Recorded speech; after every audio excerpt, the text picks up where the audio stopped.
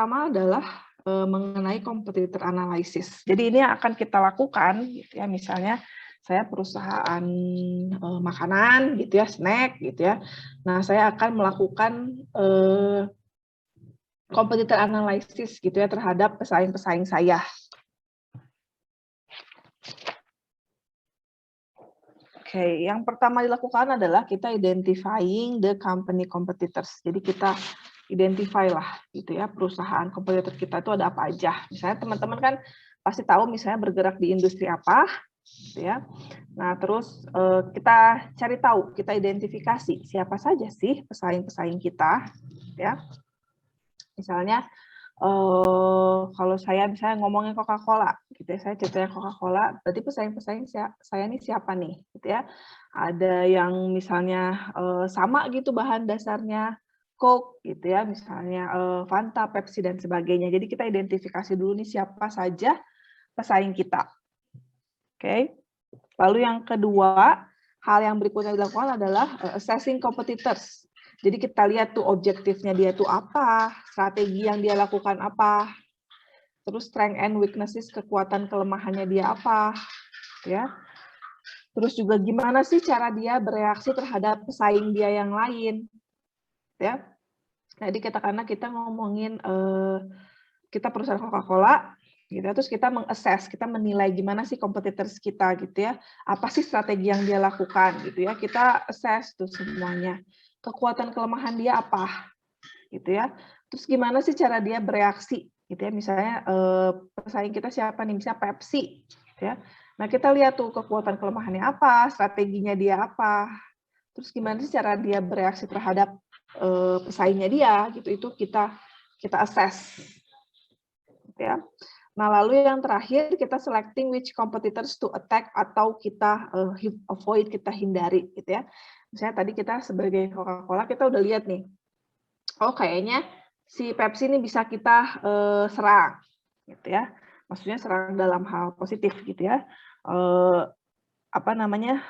Nyusun strategi, gitu ya. Kita nyusun strategi atau kayaknya kita nggak mungkin berkompetisi misalnya sama brand yang Bicola misalnya gitu. Jadi kita pilih tuh, di situ kita pilih mana pesaing yang akan kita lawan, gitu ya, mana yang ya udahlah itu mah bukan lawan kita, gitu. Di situ juga kita bikin strategi. Oke, jadi itu tahapannya, gitu ya. Pada saat kita melakukan analisa untuk pesaing, ya. Nah, ini tolong diperhatikan juga nih teman-teman. Ini tuh tools yang dilakukan, gitu ya, tools yang dilakukan oleh perusahaan, gitu ya, untuk melihat, menganalisa persaingan. Gitu ya, untuk melihat analisa, gitu ya, untuk menganalisa persaingan. Persaingan misalnya di industri. Ya tergantunglah kita masuknya di industri apa. Gitu ya. Nah, ini untuk melihat, menganalisa, gitu ya. Ini harap diperhatikan juga karena ini pasti keluar di UTS, gitu ya. Namanya Porter Five Forces Model of Competitions, gitu ya. Jadi yang bikin Porter namanya. Jadi ini tuh tools untuk menganalisa persaingan. Oke, kita lihatnya dari mana? Saya besarkan ya. Nah, yang pertama kita lihatnya dari tengah dulu nih. Oke, dimulai semuanya itu dari tengah dulu, dari rivalry among existing firm.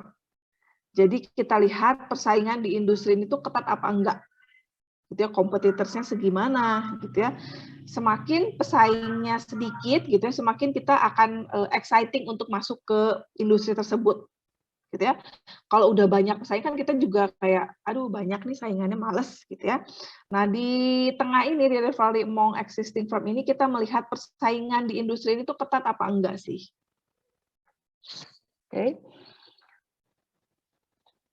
Dari tengah sini, jadi yang pertama kita lihat persaingannya gimana, ya, ketat atau enggak, gitu.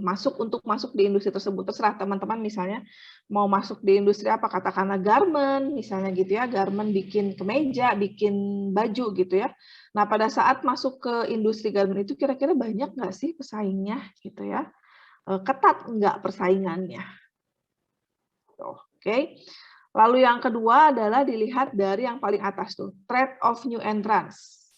Kira-kira untuk buka industri tersebut gitu ya, itu susah enggak gitu ya, istilahnya untuk kan kita mau masuk, kita sebagai pendatang baru kan, new entrants, kita sebagai pendatang baru, kira-kira susah nggak sih untuk masuk ke industri tersebut? Beda ya, kalau tadi di tengah tuh kita hanya melihat persaingannya gimana, ketat apa enggak. Nah, kalau di threat of new entrants kita lihat nih, untuk masuk ke industri tersebut teh susah apa enggak, gitu ya.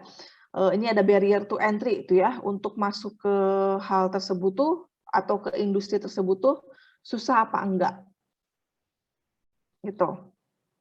Oke. Misalnya dari segi economics-nya gimana, skala ekonominya, gitu ya, government policy-nya, gitu ya, semakin ribet gitu istilahnya, semakin susah untuk masuk ke industri tersebut, ya kita misalnya kita sebagai perusahaan gitu ya, tentu akan menguntungkan gitu, karena kalau misalnya ribet masuknya aja, belum tentu semua perusahaan tuh akan masuk ke industri tersebut. Gitu ya. Jadi di yang tahap kedua ini di threats of new entrants kita lihat gitu ya, untuk masuk ke industri tersebut tuh susah enggak, ribet enggak, misalnya policy-nya, apa namanya, produk diferensiasinya, wah segala macam lah, segala segala apa namanya, segala bentuk tuh kita lihat gitu ya untuk masuk ke industri tersebut. Oh sorry terlewat.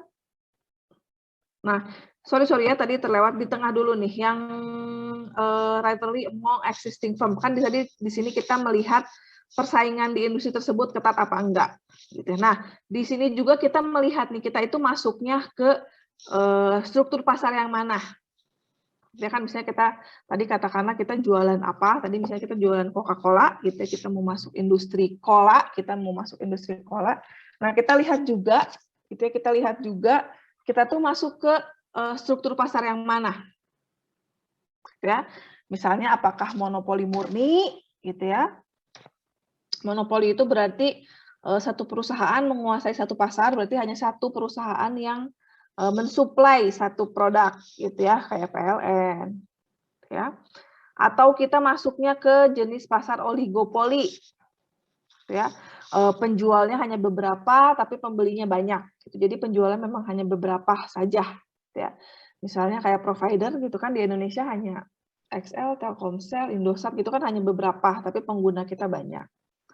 Atau persaingan sempurna, banyak penjual, banyak pembeli. Gitu ya, banyak penjual, banyak pembeli, banyak lah produknya gitu ya, hampir semuanya di persaingan sempurna. Atau yang terakhir adalah monopolistik. Jadi monopolis itu sama persis dengan persaingan sempurna, tapi hanya produknya saja yang berbeda. Dia misalnya air minum dalam kemasan, gitu ya, air minum dalam kemasan. Nah, kalau monopolistik itu dia punya produk yang berbeda dari air minum kemasan lainnya. Ya, misalnya kayak Amidis, gitu ya kan dia klaimnya itu apa untuk memang orang yang sakit gitu ya, yang tidak ginjalnya tidak perlu melakukan proses lagi penyaringan misalnya gitu, atau produk apalagi lah yang punya diferensiasi lah gitu. Jadi monopolis itu sama persis dengan persaingan sempurna, hanya produknya saja yang berbeda gitu ya, dia berbeda dari produk-produk yang ada di persaingan sempurna. Nah tadi di tengah itu kita lihat kan di rivalry yang among existing firm ini gitu ya, ketat apa enggak gitu ya industri tersebut, sama kita lihat juga kita ini nanti kalau misalnya mau masuk industri tersebut kita masuk ke struktur pasar yang mana ya, apakah masuk ke monopoli murni, oligopoli, atau persaingan sempurna, atau bahkan ke monopolistik, kita punya diferensiasi yang sangat berbeda dari yang lainnya. Oke. Nah tadi kita sudah masuk juga yang kedua, ya kan, threat to new entrants gitu, ancaman-ancaman. Pada saat kita mau masuk ke industri tersebut, kira-kira susah apa enggak? Banyak banget nggak sih syaratnya untuk masuk ke industri tersebut? Ya, semakin kita susah masuk ke industri tersebut, tapi kita bisa memenuhi semua, ya tentu akan menguntungkan untuk kita, gitu ya. Karena istilahnya nggak semua perusahaan tuh bisa masuk ke industri yang sulit untuk dimasuki karena misalnya ribet lah gitu ya, banyak hal-hal yang harus dipenuhi misalnya untuk masuk industri tersebut. Gitu ya. Lalu yang berikutnya adalah yang paling bawah, trade off substitute product gitu ya. Nah, di sini kita melihat apakah produk yang akan kita jual gitu ya, banyak nggak sih produk penggantinya gitu ya. Nah, di sini ada ini ya. Nah, ini persaingannya gitu ya. Ada tingkat substitusi produk. Jadi bukan hanya pesaing kita itu bukan hanya yang sama-sama misalnya yang bikin Coke gitu, enggak, tapi ada levelnya, ada tingkatannya gitu ya.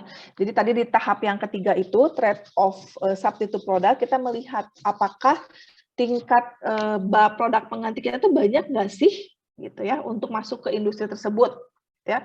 Misalnya tadi saya ngomongin Coca-Cola gitu ya, saya ceritanya Coca-Cola. Jadi ada tingkatannya nih, tingkat yang paling rendah gitu ya, yang paling level pertama lah istilahnya teh persaingan merek gitu. Jadi persaingan antara merek yang satu dengan merek lain yang memang memproduksi minuman yang sama lah kalau di sini gitu kan, tadi misalnya contohnya Coca-Cola gitu ya. Siapa gitu kalau pesaing kita berdasarkan merek, berarti ada Coca-Cola, Pepsi, dan Bicola gitu. Jadi produk-produk yang memang menghasilkan cola gitu ya, yang hanya beda mereknya saja gitu ya. Kalau persaingan industrinya kan berarti bukan hanya perusahaan yang menciptakan minuman cola, tapi kan industri minuman kemasan kan berarti gitu. Nah, siapa aja nih, kita tadi ceritanya Coca-Cola, berarti secara industri pesaing kita ada Aqua, ada Fruity gitu ya, macam-macam semua jenis air minum dalam kemasan. Susu gitu ya, susu yang kotak itu Ultra Milk. Itu pun berarti pesaing kita kalau secara industri. Gitu ya. Lalu ada lagi persaingan level yang lebih tinggi yaitu persaingan bentuk. Ya, bersaing dengan semua perusahaan yang menawarkan core benefit yang sama. Jadi itu tujuannya sama. Itu kan tadi kita ceritanya kita sebagai Coca-Cola gitu ya. Core benefitnya apa sih? Kalau minuman itu ya berarti core benefit dari sebuah minuman adalah menghilangkan dahaga. Gitu ya, yang tadinya kita kehausan dengan minum produk tersebut kita jadi nggak haus lagi, jadi segar. Gitu kan. Nah, ternyata kita pun bersaing gitu secara bentuk dengan perusahaan-perusahaan yang menawarkan core benefit yang sama. Misalnya kan tadi kita Coca-Cola bersaing lagi dengan jus gitu ya, bersaing lagi misalnya dengan permen gitu, dengan es cendol gitu. Pokoknya semua yang punya produk yang punya core benefit yang sama, yaitu menghilangkan dahaga. Gitu. Jadi core benefitnya sama gitu ya. Misalnya kalau makanan gitu, misalnya kita jual makanan, core benefitnya apa sih ya supaya mengenyangkan?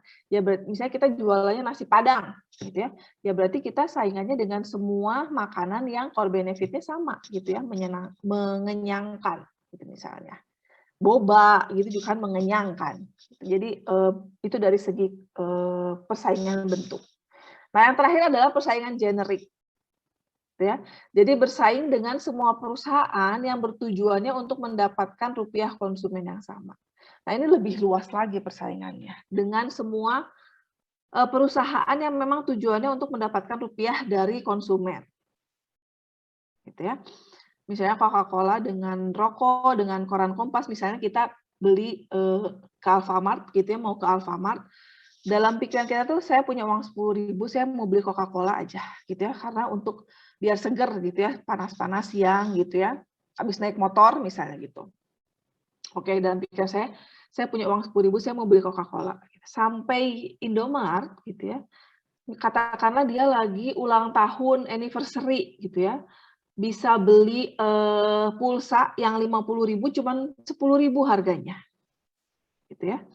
Yang tadinya di benak kita, aduh kayaknya pengen nih Coca-Cola enak gitu ya siang-siang, tapi melihat iklan tersebut, produk tersebut gitu ya, produk pulsa gitu ya, Telkomsel katakanlah, kita langsung kayak, gila kapan lagi nih beli pulsa 50.000 cuma isi 50.000 cuman harganya cuma 10.000 gitu. Jadi kita pun secara generik itu kita bersaing gitu dengan produk-produk yang memang tujuannya sama gitu untuk mendapatkan rupiah dari konsumen.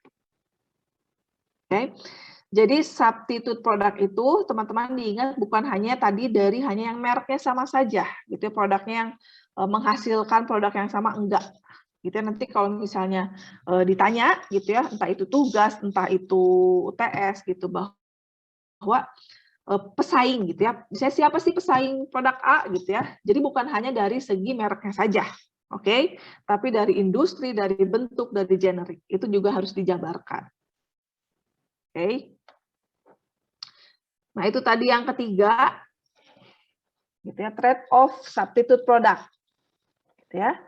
Nah, yang terakhir, yang kedua terakhir adalah kita akan melihat yang namanya determinant of buyer power, gitu ya, bahwa si pembeli pun dia punya power, gitu ya. Misalnya, ya dia kan punya kebebasan, gitu ya. Dia misalnya mau beli di produk kita, mau beli produk kita apa enggak, gitu ya. Misalnya tadi katakanlah kita garment, gitu ya, garment kemeja misalnya gitu ya.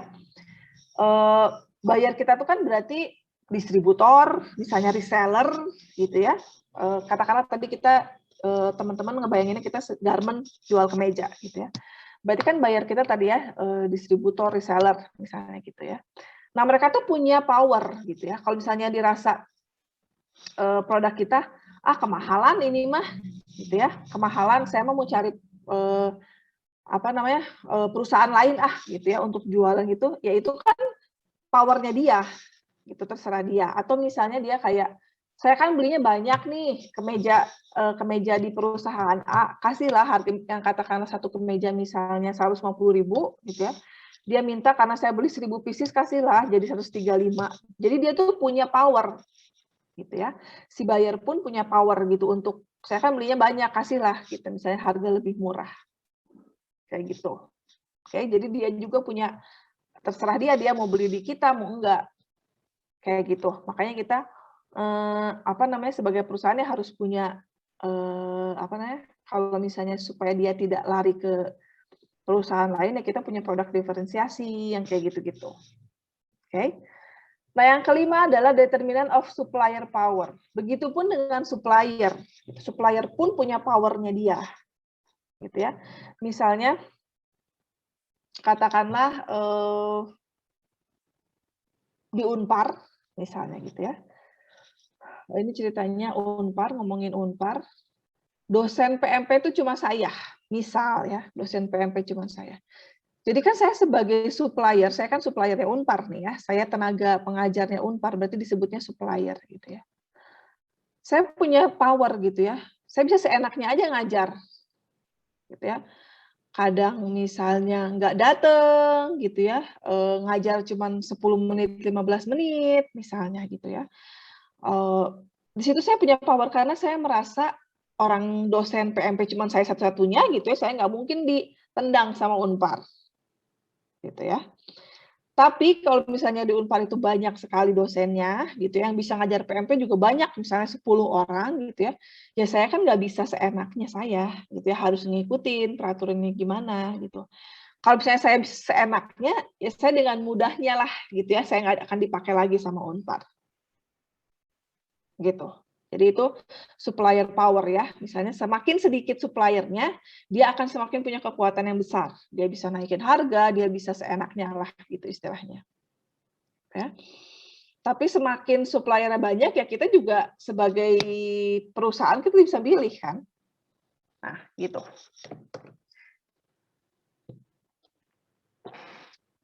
Jadi itu teman-teman ya, tools yang digunakan untuk menganalisa persaingan. Ya. Jadi disebutnya Porter 5 Forces. Oke, jadi ini harap diperhatikan ya untuk si Porter 5 Forces ini. Ada pertanyaan dulu sampai sini? Sampai Porter 5 Forces ada pertanyaan?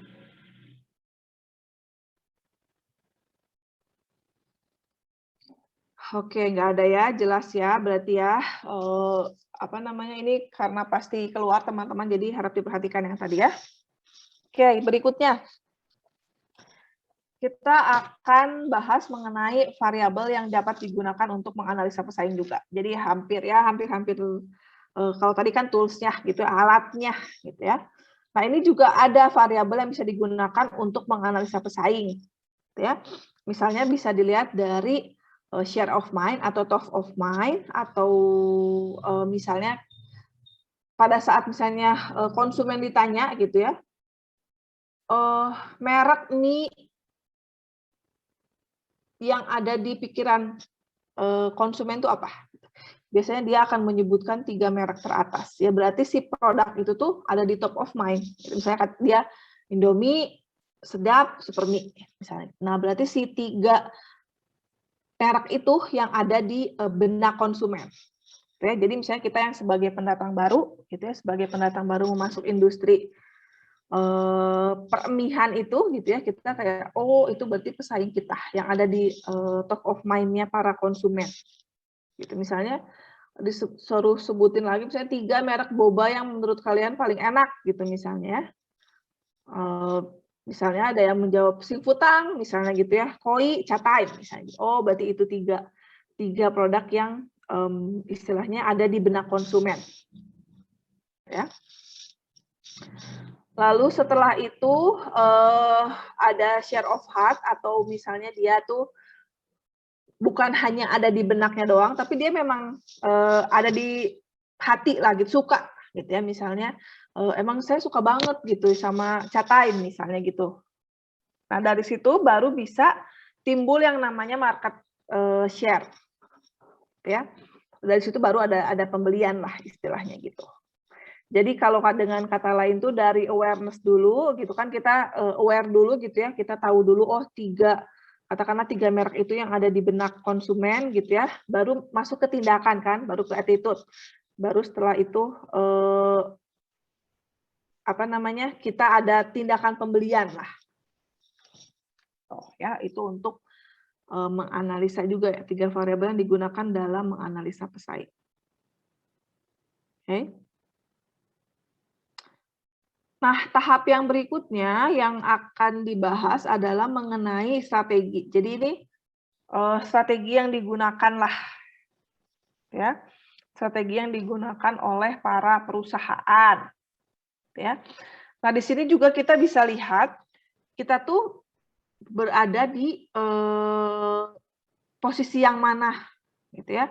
Misalnya kita sebagai market leader kah, sebagai market challenger kah, market follower, atau bahkan market nichers.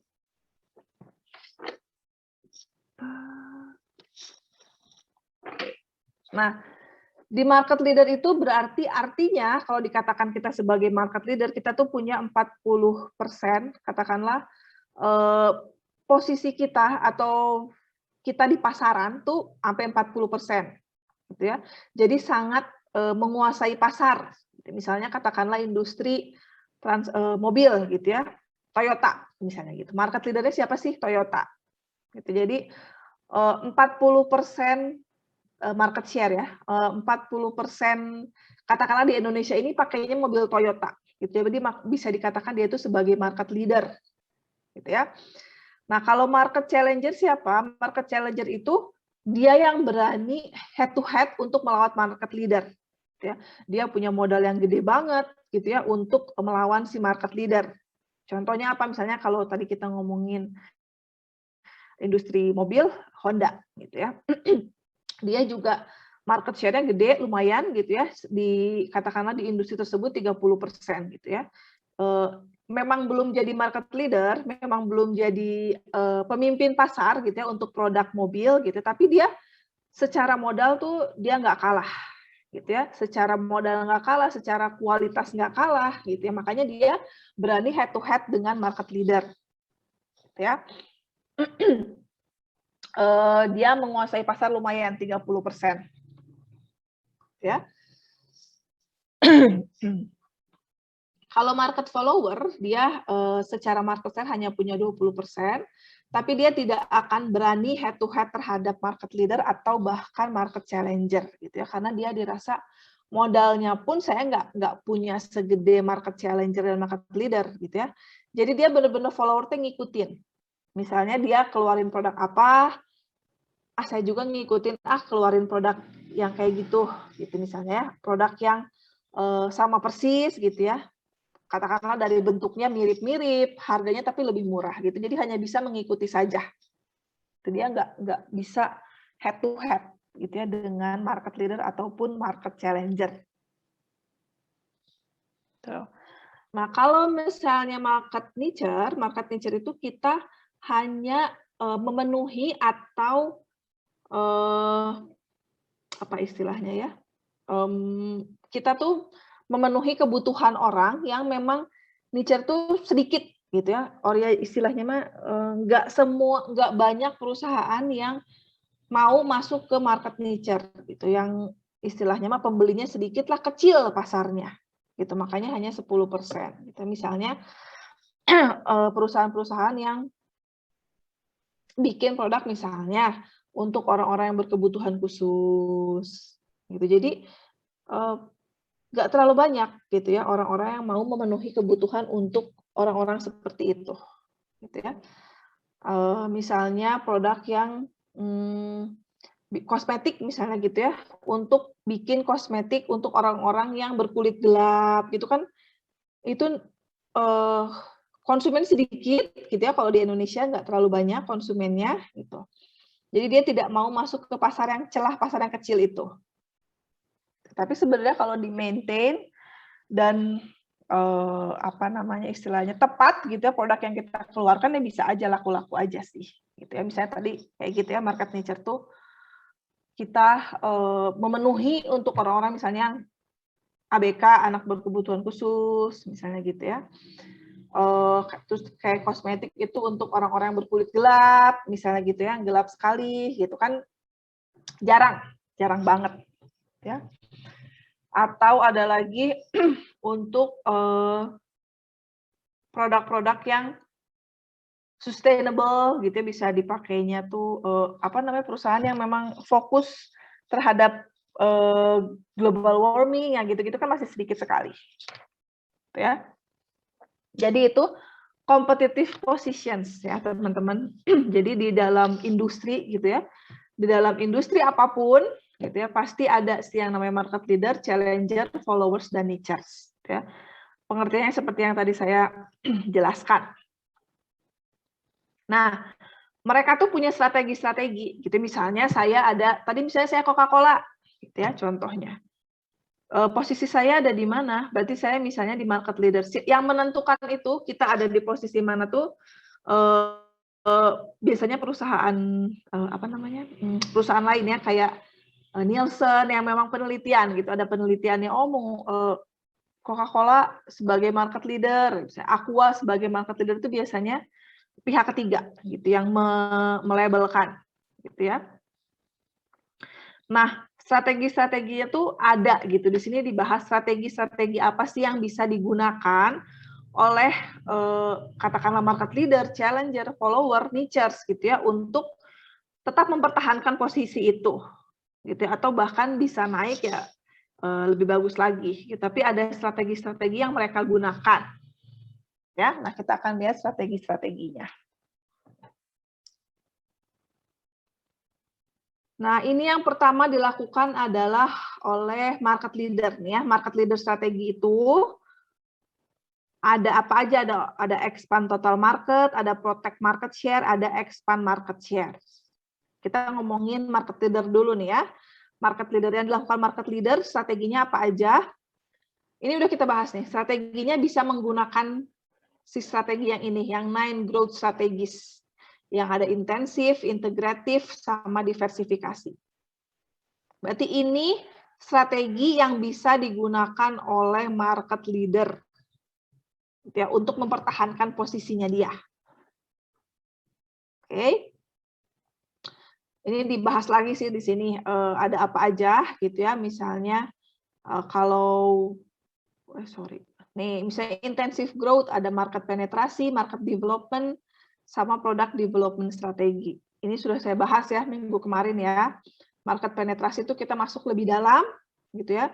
Kita ajak pelanggan untuk membeli lebih banyak lagi gitu ya. Misalnya kita bikin promosi, kita ubah harga misalnya. Kalau market development ya berarti si marketnya yang kita develop, kita masuk, kita perluas penjualan kita, yang asalnya cuma jualan di Bandung, jadi seluruh Indonesia, katakanlah gitu ya.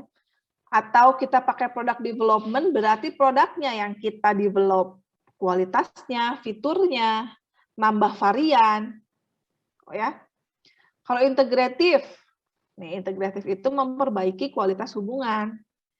Berarti harus diperbaiki nih, hubungan backward berarti dengan supplier, hubungan forward berarti dengan distributor atau perantara, horizontal ya berarti dengan pesaing. Ini sudah saya jelaskan ya kemarin ya. Atau diversifikasi.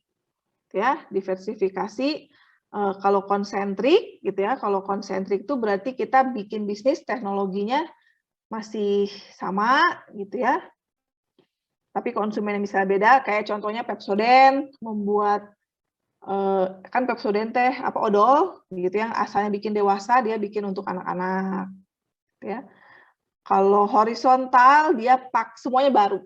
Teknologinya baru, pasarnya baru, gitu ya, konsumennya pun baru. Yang tadinya Pepsodent bikinnya pasta gigi, odol, sekarang bikinnya sikat gigi. Gitu ya.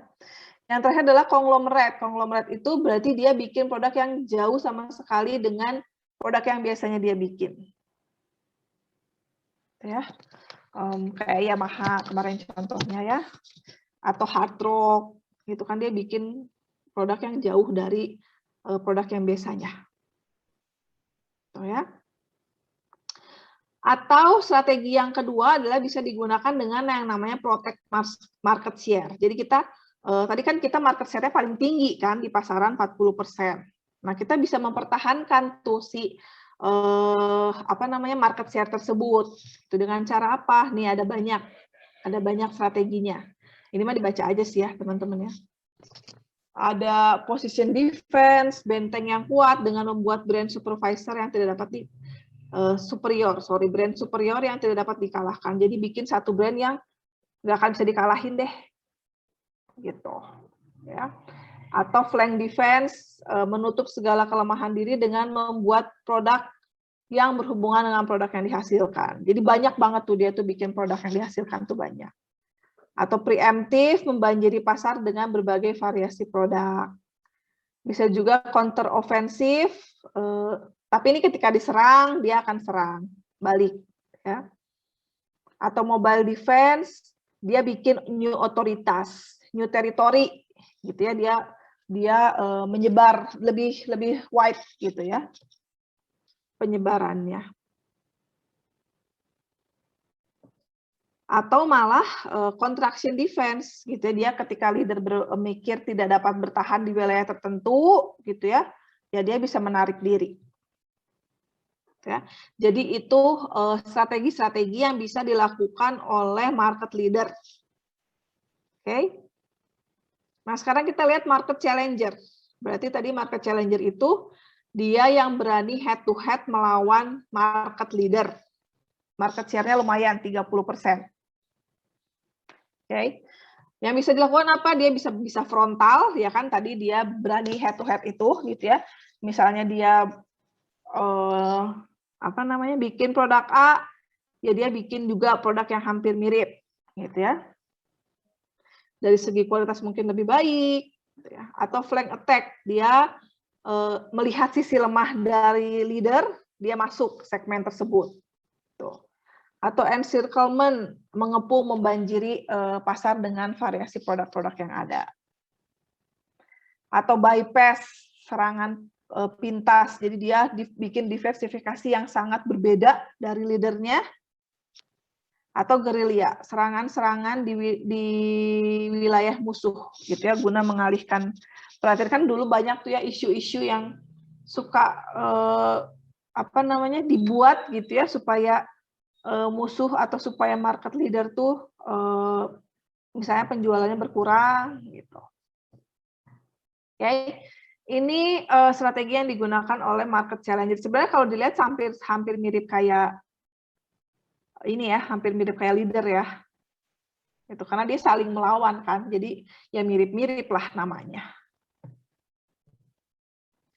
Nah, kalau followers, market followers strateginya apa sih yang bisa digunakan? Yang pertama adalah counterfeiter. Kita bikin yang namanya barang palsu, meniru dari market leader. Ini sangat-sangat tidak bermoral ya. Jadi misalnya bikin produk yang katakanlah LV gitu ya, Louis Vuitton sama persis dengan yang Louis Vuitton yang asli, mereknya pun sama gitu ya, supaya plek-ketiplek gitu bikinnya tuh. Itu kan nggak bermoral ya gitu ya. Atau cloner dia menjiplak mengikuti semua strategi pesaing. Tapi kalau ini masih mending nih, ini hanya strateginya aja gitu ya. Kalau ini dia bikin produk misalnya mirip-mirip gitu ya sama produk si strategi pesaing gitu ya, mirip-mirip produknya, tapi dia mengganti strateginya, misalnya apa namanya, hanya beberapa hal sajalah gitu, sedikit lah misalnya namanya yang nggak sama persis dengan nama aslinya gitu ya, tapi sama juga menjiplak. Atau imitator meniru market leader hanya di beberapa hal saja, tapi punya keunikan sendiri. Nah, kalau imitator ini dia ada keunikan sendiri. Wings kan hampir melihat semuanya tuh ke misalnya kayak Indomie aja ya gitu ya. Kan sedap tuh dari Wings. Kan dia sama persis melihat kayak Indofood gitu ya. Tapi ada keunikannya sendiri si Wings. Atau adapter ini yang paling mending gitu ya di antara yang lain. Jadi dia mengikuti strategi pemimpin tapi dia melakukan pakai cara ATM. Amati, tiru, modifikasi. Ini yang paling istilahnya paling mending lah strategi yang digunakan. Dia amati dulu, dia tiru, tapi dia modifikasi lagi jadi lebih baik. Ya.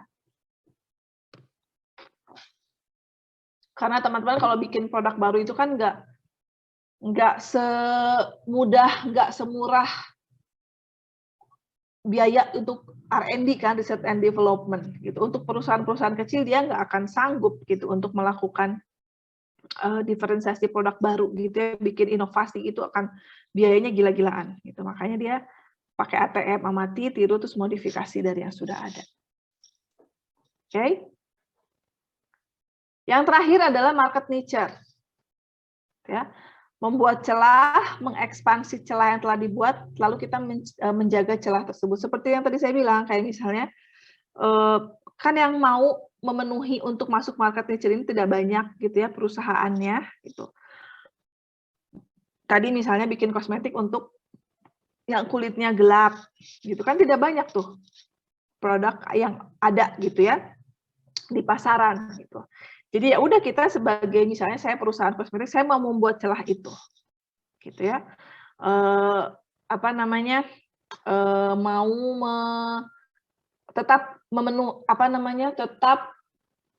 memenuhilah istilahnya gitu ya, memenuhi kebutuhan orang-orang yang ada di niche market ini. Misalnya setelah itu saya bisa ekspansi, misalnya laku gitu ya di Indonesia gitu ya si kosmetik saya ini untuk yang kulitnya gelap gitu misalnya. Saya bisa jual ke luar, misalnya kan saya ekspansi itu berarti ya, misalnya ke Afrika atau kemana gitu kan bisa juga, gitu ya. Terus menjaga celah tersebut gitu. Sebenarnya di niche market ini banyak keuntungannya juga, pesaingnya sedikit, ya kan? Kita tidak perlu dengan banyak pesaing gitu. Jadi walaupun memang kecil gitu ya, tapi enak juga tidak ada pesaingnya di sini. Jadi kita bisa kita bisa berekspresi lah, kita bisa bikin produk yang macam-macam. Ya. Nah, itu strategi-strategi yang bisa dilakukan oleh perusahaan-perusahaan gitu ya, tergantung dia ada di di market mana gitu ya, tergantung dia ada di pasarnya tuh ada di mana gitu, apakah dia sebagai market leader atau challenger atau followers dan bahkan niches gitu ya. Ada pertanyaan dulu? Materinya sudah selesai untuk competitive dynamics.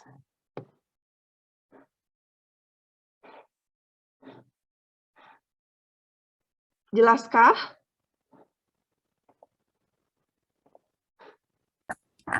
Cukup jelas, Bu. Oke, thank you. Saya stop share ya. Di minggu kemarin saya ada yang ketinggalan, membahas mengenai SWOT ya, saya saya bahas dulu sedikit. Sebentar.